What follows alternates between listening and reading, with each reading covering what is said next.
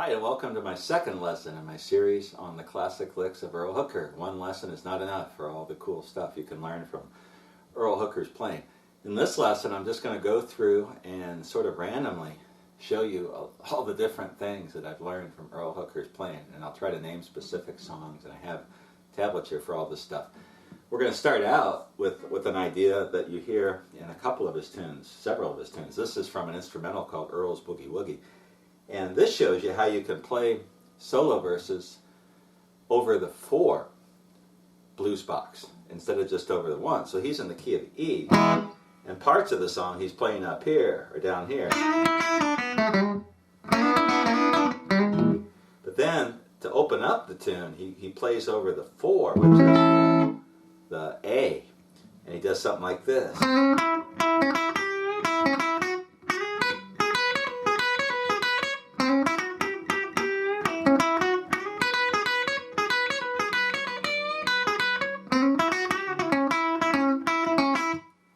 And so there's another place you can play in the key of E instead of just playing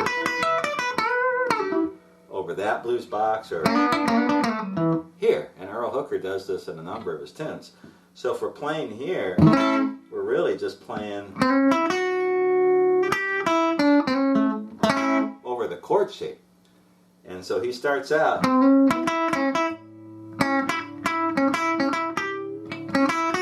something like this. Let me see how I tabbed it out.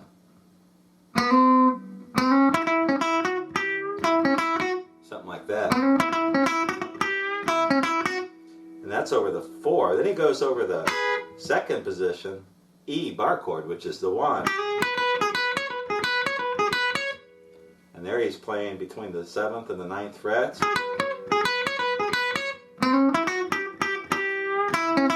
Back over the 4.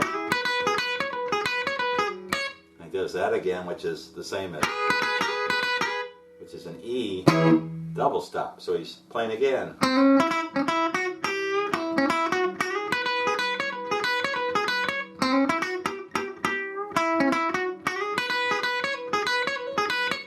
Then when he goes over the 5, this is the 5, which is the B.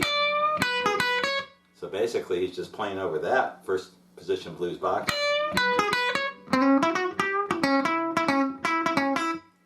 And then he wraps it up. Once again, playing over the 4. And that's an idea when you listen to B.B. King. His playing also early Buddy Guy stuff. He did a lot of that, playing the melody over the 4. And Earl Hooker does this in several of his songs. So that idea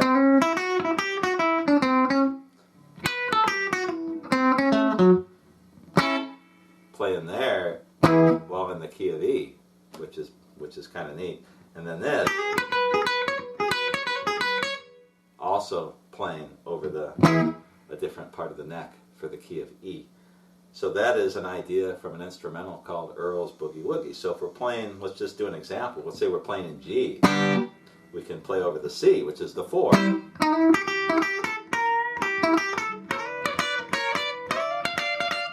And there I went from a G, instead of doing this, I'm playing the double stop and moving it up to a 7th. So I've got my first finger on the 10th fret and the ring finger on the 12th fret. Just move it up, or move it 1, 2, 3, move it up 3. There. That's in my video on the playing of Willie Johnson, who played with Howlin' Wolf. He would do this kind of thing a lot. So you can move it, you can do it in D. If we're doing it in D, we play that over the G, which is the 4.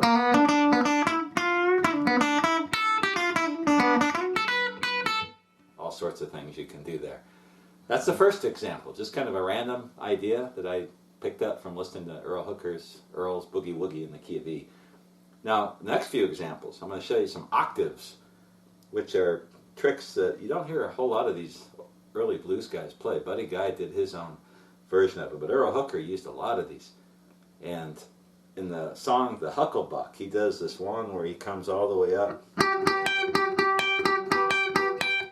and he's playing in the key of G, and this is a G with first position bar chord G with my bar on the 15th fret. And what I'm doing is putting my pinky on the 15th fret of the first string. Then my first finger, that's a G. Then my first finger on the 12th fret of the third string, which is also a G. So you got two Gs. And he does something like this. Back and forth between. And he throws in another kind of lick. But right now, just that whole idea of an octave lick. You could play something like that. So whatever key you're in, let's say we're in the key of A, we just slide the same thing between the 14th fret and the, would be the 17th fret. So he does in G, something like that. You can mix it up and play it. You could pinch it, which we're going to talk about here in a little bit. But that's a really cool lick. Listen to the tune, the Hucklebuck, and you'll see how he uses that in that tune. Now another instrumental by Earl King, this will be example number 3, where he uses an octave lick, is this time over the 4, and it's also in the key of G. Instead of doing this, he plays this.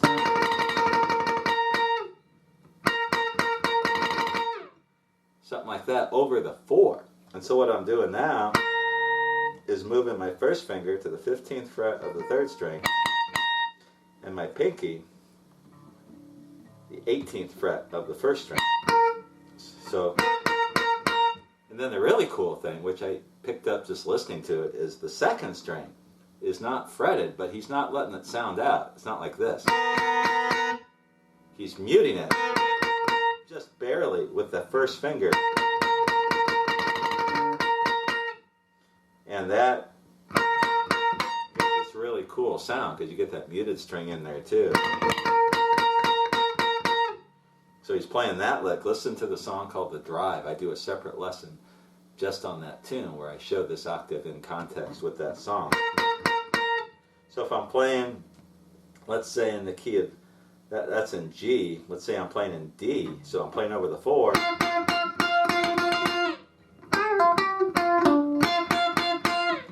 I can throw that in. If I'm playing in A, and I go to the 4, I can play.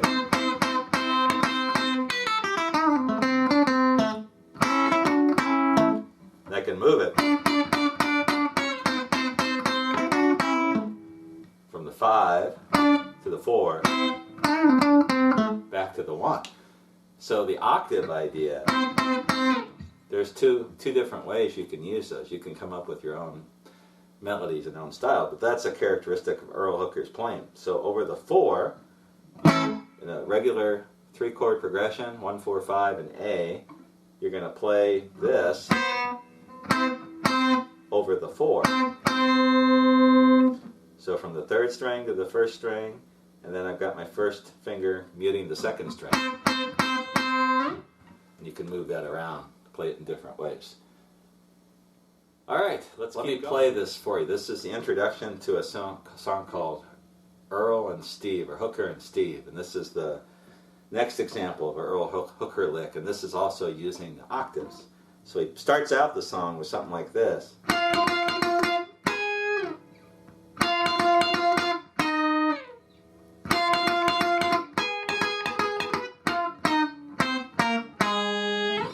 Actually, that's pretty good. I thought I'd screw it up for sure.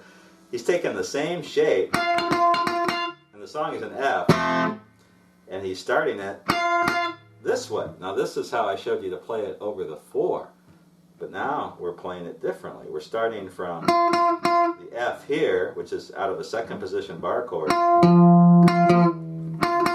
which is the 10th fret of the 3rd string, and then my pinky's going to the F at the 13th fret of the 1st string. And then like I did in The Drive, the last example, I'm going to mute that 2nd string. Keep it open, but mute it with my first finger. So he plays that. Then he moves his fingers, 1, 2, 3, both of them 3. So his first finger is on the 13th fret of the 3rd string, and his pinky is on the 16th fret of the 1st string. So again, first part. Then he goes, and this time he moves it 2, so where his first finger is on the 8th fret of the 3rd string, and his pinky is on the 11th fret of the 1st string. One more time, the whole thing so far.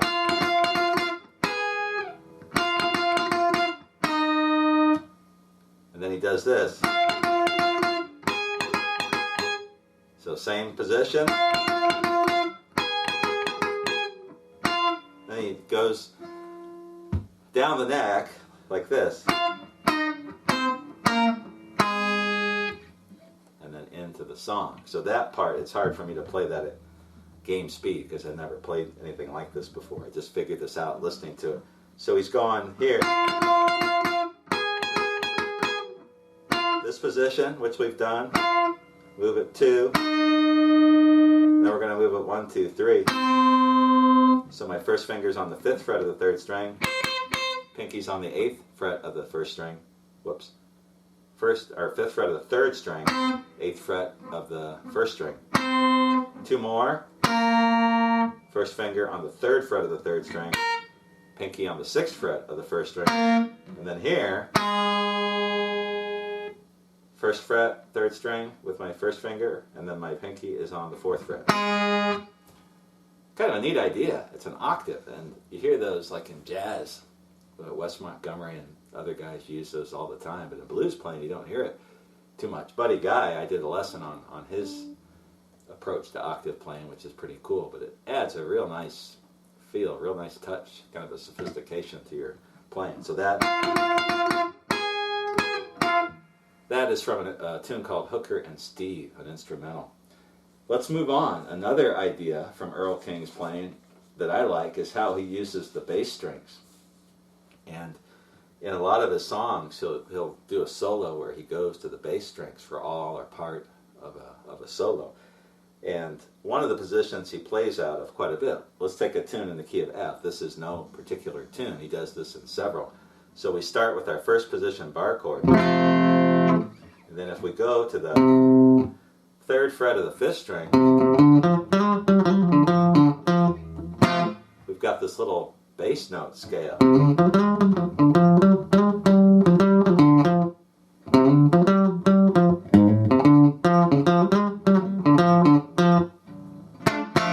Which we can play in. And Earl Hooker will do that quite a bit. So if he's in F, he might be doing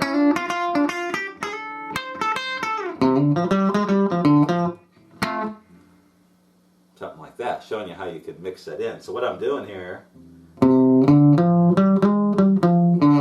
my basic pattern is from the 3rd fret to the 5th fret on the 5th string. Same thing on the 4th string. Then I can slide up 1 to the 6th fret.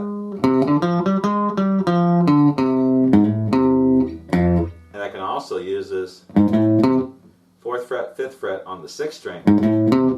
And the 1st fret, of course, is an F. And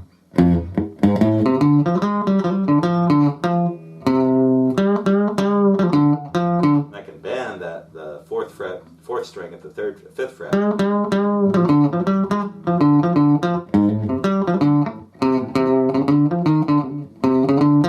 There's lots of other stuff you can do.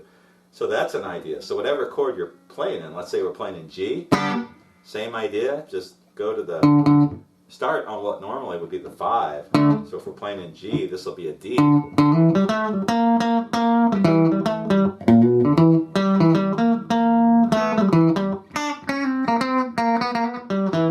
then you can go into your 1, which is the G.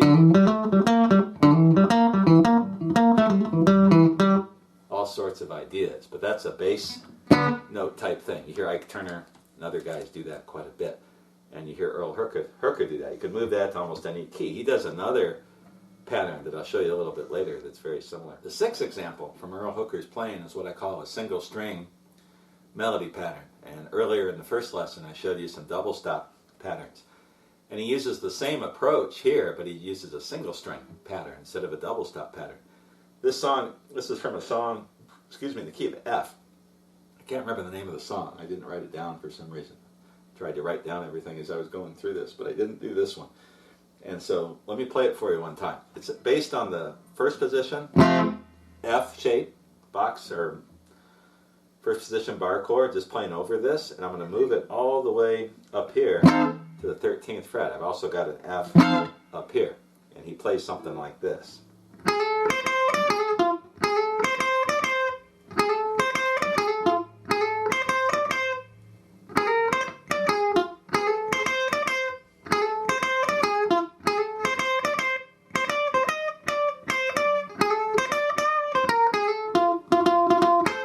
I can't remember the last part of that. I just kind of improvised there. But this melody, he's just playing over that chord shape. It's kind of neat. It's very simple, but it's very melodic. So he's hammering on from the 13th to the 14th fret, then going between the 13th and the 15th fret on the second string. So it's on the third string, twice, and then back to this, to the 15th fret of the fourth string. Then he varies it a little bit, then he does it again. And then when he goes over the 4, he does that. So he's going to the 13th fret of the third string, then to the 15th fret, then back to the 1. And if I recall right, he does kind of a little walking thing on the second string.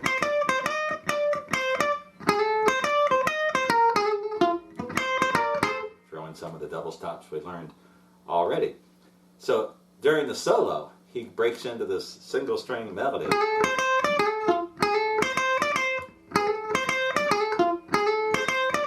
Which is kind of different, and it's cool. And you could make up your own little melody depending on the song you're playing and do something similar. The next example, just again, I did this sort of randomly as I listened to stuff. This is a turnaround. I didn't do many Earl Hooker turnarounds. This is a simple one that you could use right away. You guys were just starting out playing. And in the key of F, he does a turnaround like this, and he uses this in a number of songs. It's real simple. Like that, and we're just taking the same shape and moving it down. So we're starting, sliding, this is into an F7, so I've got my second and third fingers, or you can use your first and second. I'm going to use my second and third. My second finger is on the third fret of the second string. My ring finger is on the fourth fret of the third string. And then we're sliding up one, so my second finger is on the fourth fret of the second string, and my ring finger is on the fifth fret. So it's 1, 2, 3, 1, 2, 3. So 1, 2, 3, 1, 2. So if we're playing an A, B flat, whoops, we can move this anywhere, and it's a simple turnaround. And Earl Hooker uses that in a number of different songs. So that's number 7, typical Earl Hooker turnaround. Example number 8. This is another octave lick. It just came to me. And there's a tune called Off the Hook, where he does another version of the octave lick. I play country blues, acoustic blues too, and Blind Blake would do these octave licks in his playing. And Blind Blake was probably the most sophisticated of all the country blues players. And I think Earl Hooker may be the most sophisticated of all the electric blues players. He and Freddie King were kind of in a league by themselves as far as creativity and using different ideas and different playing. Anyway, in the key of A and Off the Hook, he does the solo thing.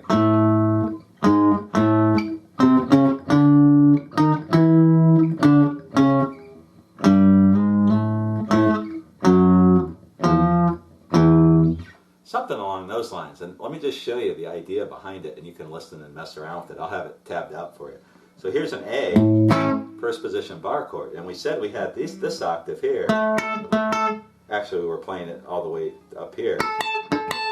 We've also got one here on the 6th and the 4th strings. My first finger is on the 5th fret, the A of the 6th string, and my ring finger is on the 7th fret of the 4th string. And he does this pinching, where he grabs the strings with the pick and with his second finger. That's how I do it. I don't know. You can watch video and see if you can figure out how he did it, if he does it in any of the videos. And he climbs that is over the D, which is the 4, my D chord. And then he walks it on up to the E.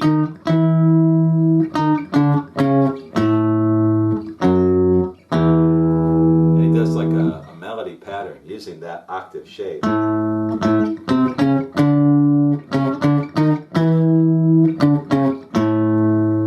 Something like that, which is another crazy idea to go along with all this stuff that he does. And that's something I'm not real familiar with, but it just came to mind.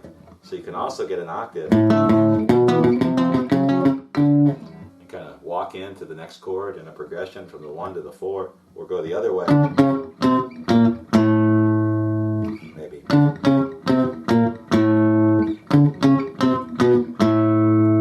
Somehow. I'm not that knowledgeable of those. But there's another Earl Hooker idea, how he uses the octaves in a different way. Let's get back to the more familiar stuff. I just came across that and thought that was pretty neat.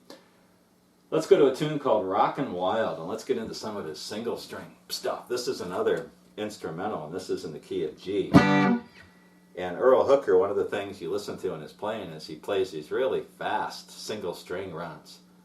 Not so fast as to, lose the taste or lose the beauty of what he's doing, but pretty fast for the time. And in Rockin' Wild, he does this lick in the key of G, which is kind of typical of what I'm talking about. And I was going to show you one example of these. Now this one I just learned note for note, so I'm going to see if I can play it. I'm going to play it through slowly and then speed it up.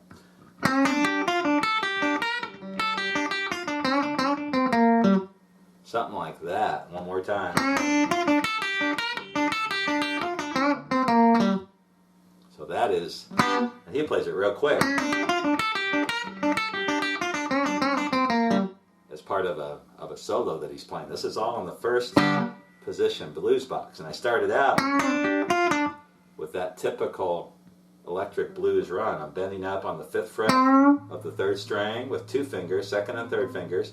Got my 1st finger anchored on the 3rd fret, 1st and 2nd strings, and I'm going to drag my pick down to the 3rd, 2nd, and 1st strings.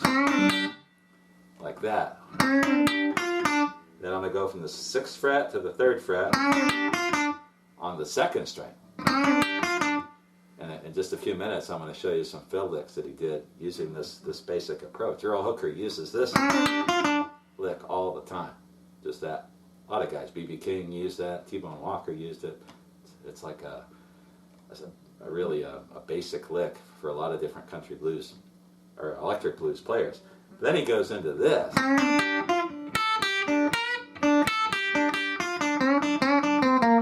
And he plays it so fast. Again, this is from a tune called Rockin' Wild. So what he's doing, once he gets to that, he's going to the 5th fret, to the 3rd fret on the 1st string, and then the 3rd fret of the 2nd string. And then he's going to do a slight bend, long bend, 4 fingers from the 3rd fret to the 6th fret on the 1st string. So far. Then he's going to do again on the 3rd fret of the 1st string to the 3rd fret of the 2nd string. And then he goes back from the 5 to the 3 on the 1 on the 1st string to the 2nd string, 3rd fret. So the whole thing so far. And then he's going to go from the 3rd fret of the 1st string to the 6th fret of the 2nd string, 3rd fret of the 2nd string, that quick hop, bending up on the 3rd fret of the 3rd string with my 2nd finger anchored on the 3rd fret of the 2nd string. And then walking from the 5th fret to the 3rd fret on the 3rd string to the 5th fret of the 4th string. So that whole lick played in the tune Rockin' Wild.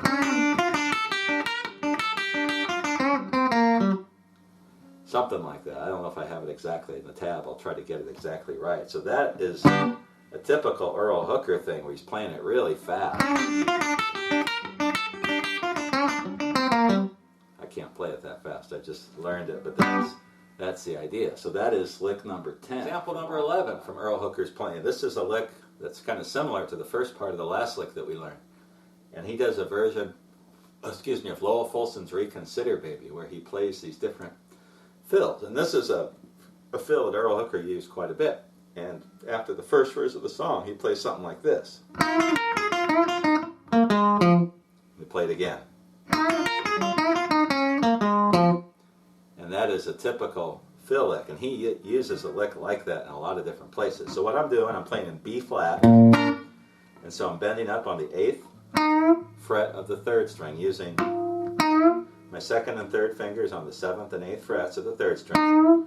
And I've got my 1st finger, again, anchored on the 1st and 2nd strings, this time at the 6th fret. And I'm going to bend up and drag my pick down, and then go to the 9th fret and the 6th fret of the 2nd string. Then I'll do this little hop, where I'm bending up again on the 3rd string, and then getting the 2nd string at the 6th fret. And then just walking from the 8th to the 6th, to the 8th, to the 6th, to the 8th on the 3rd, 4th, and 5th strings. So one more time. And that's a typical Earl Hooker type fill lick. Now he does a variation of that, and this will be the next lick, number 12. And he does something like this, where he ends it by going to the 6th fret to the 7th fret on the 3rd string, instead of taking it to the B flat, which is on the 4th string. So the same basic lick, and he just ends it like that. So that's a variation on the same lick,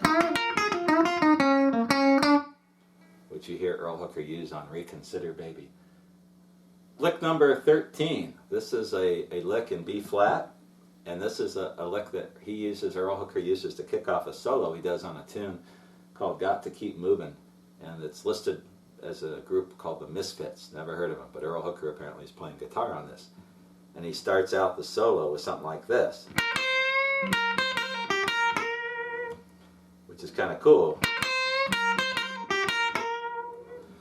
And he starts out playing in the B flat, so we're in the 1st position blues box, 6th fret of the 1st string, and he's going to bend up on the 8th fret of the 1st string, and then back to the 6th fret, so it's back to the 8th fret. He's going to do this pull off, hammer on pull off, from the 6th to the 8th fret, back to the 6th, and then wind up on the 8th fret of the 2nd string. So the whole first part of the lick.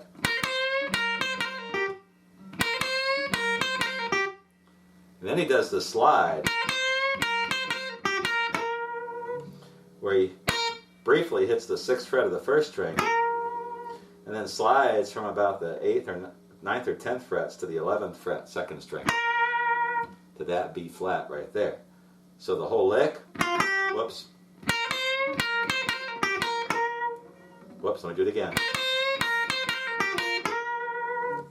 And that's how he kicks into a solo.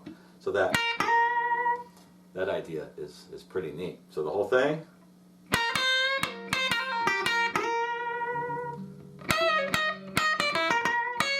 And he goes into his solo there. So that's another example.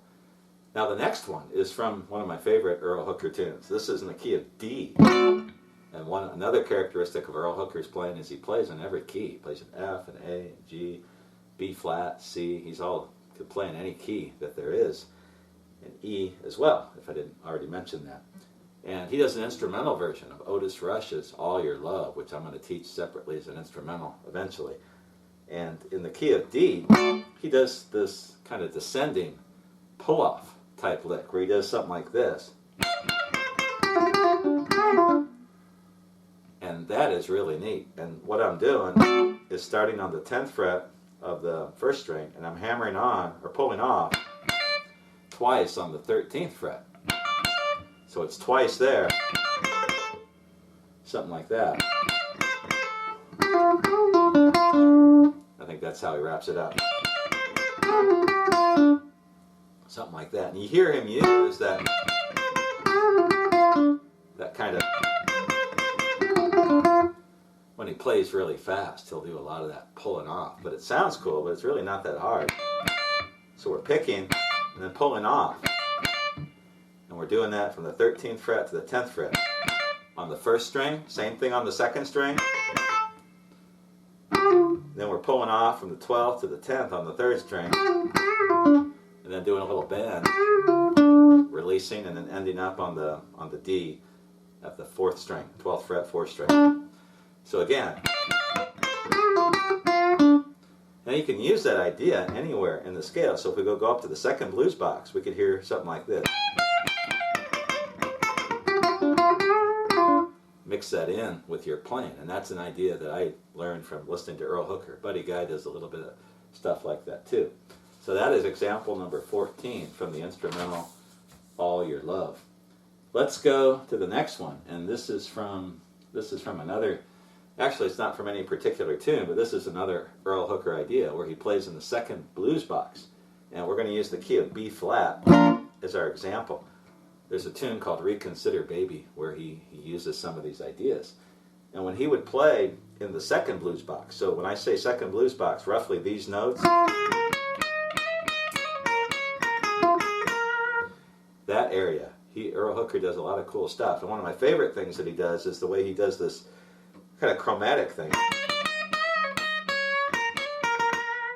where he'll walk on the first string. So we're playing in B flat. We're starting from the 11th fret of the second string, and we're going to the 9th, 10th, and 11th frets on the first string, right into a bend. And we're also using that in-between note on the 10th fret as we go through. So it's like this. And we can mix it up and use a lot of different ideas. But that's something Earl Hooker does a lot, where he goes to do these bends on the high strings in the second blues box. And he climbs into it with that little chromatic thing. 9th, 10th, 11th frets on the first string.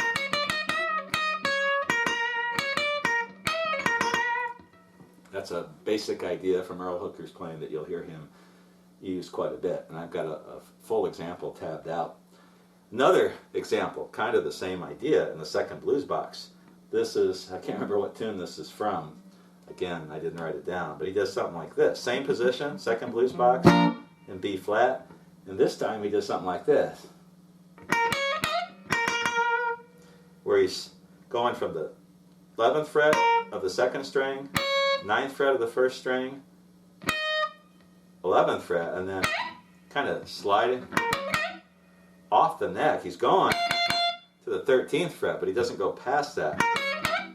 He gets there and then kind of flies off the neck, and then he comes back to the B flat note. So it goes like this. And that is a typical Earl Hooker type thing that he does. One that I forgot to show you, that was number 17. Let's double back and do number 16. And here's another idea in that same position in B flat when you're playing in the second position blues box. Here's something else you can do. Eddie Taylor and a lot of other guys did the same type of thing, where you're going to go, instead of just staying between the 9th and the 11th frets in B flat, you're going to include the 12th fret.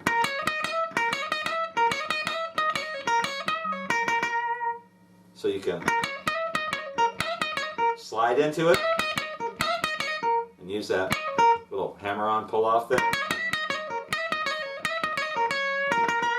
And then wind up there. Or mix in some of the other ideas. So what I'm doing there, starting on the 12th, 11th fret of the second string to the 9th fret of the first string, and I'm sliding from the 11th to the 12th, and then back to the 11th, and then hammering on from the 9th to the 11th and pulling off, and then winding up back there on the 11th fret of the second string. So played slowly.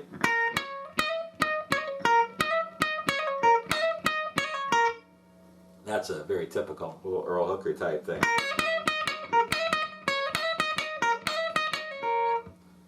That you can use pretty easily. So any key you're playing, I'm playing that in B flat, if we go to A,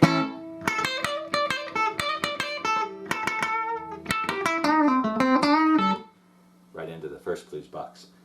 The last example I'm going to show you, I could go on all day. There's so many cool things that Earl Hooker does, and I'm going to work some more in when we do the rhythm playing, and eventually we get to the slide playing. This is one I just caught listening to Earl Hooker's Off the Hook. I never listened to this before. I'd listened to the song before, but never really paid attention to this part. And he does this really cool descending thing. He's playing an A, and he does this like pull-off thing, hammer-on thing rather, where he goes like this. He's playing an A, typical,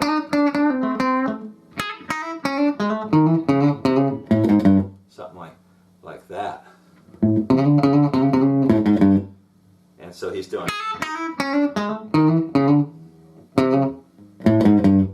I tabbed out what I hear on the record, and the only other person I've ever heard play that is Junior Watson, who's in my mind the best electric blues guitar player out there now, maybe the best ever. Plays so many cool things, and I don't know if he got this consciously from Earl Hooker or if he just made it up himself, but he does something kind of like that, and I've heard him do it before in a live, when I've heard him play live. And so what I'm doing is, here's my A, and I'm starting out just hammering on into the A at the 5th fret of the 1st string. So I'm starting on the 4th fret, using my 1st and 2nd fingers, doing the same thing on the 2nd string, and then I'm going here, 5th to 6th, on the 3rd string. So it's 1st string, 2nd string, 3rd string, 4th string, I'm going 6th to 7th, same thing on the 5th string. And that sounds like, from here, he's going from the 4th to the 5th, then the 3rd to the 4th, then eventually to the A, and then he does this little walk down thing. And again, I don't know this yet, but this is what he's doing. Whoops.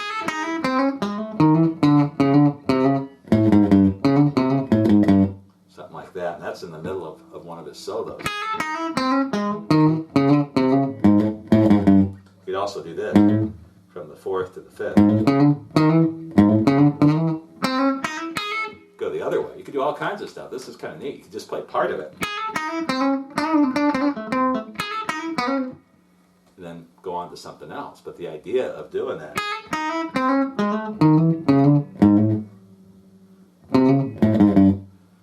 that's another idea.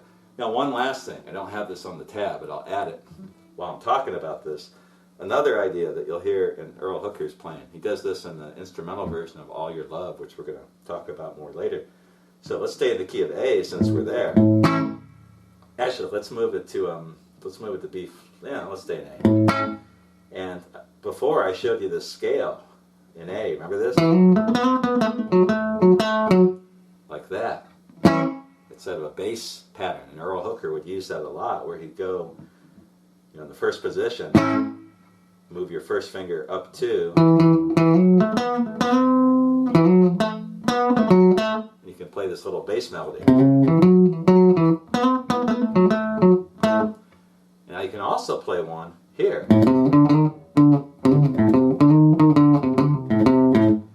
And again, Ike Turner used this position quite a bit, and some other guys did too. I'm starting from the 1, so I'm an A, 6th fret, 5th string, 5th fret, 6th string, and I'm going to show you just the kind of the scale, going from the 6th fret of the 5th fret of the 6th string, 3rd fret of the 5th string, 5th fret of the 5th string, 6th fret of the 5th string, just back. We can get back into the 1 by doing this one step from the 4 to the 5, or even from the 3/4 to the 5. So like this.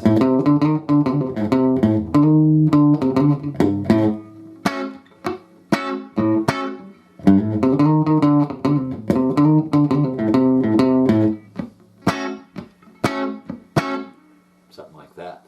So that is the last idea. 19 different ideas. You say, why not 20? Well, I didn't feel like doing 20. I got to 19 and I thought, okay, that's a lot. But just tons of stuff. You listen to Earl Hooker's songs, his albums, and you just hear all these different creative, different ideas that you don't really hear anybody else doing the same way he did. He was a great, great guitar player. Now when we come back in the next lesson, I'm going to focus on some rhythm ideas, some of his patterns that he used, including the famous 2 bugs and a roach rhythm, and some chord ideas and a bunch of different stuff. And then we'll wind up the final lesson looking at his slide playing. If you have any questions, comments, corrections, criticisms, constructive criticisms, let me know. And I'll be back with part 3 of this series momentarily.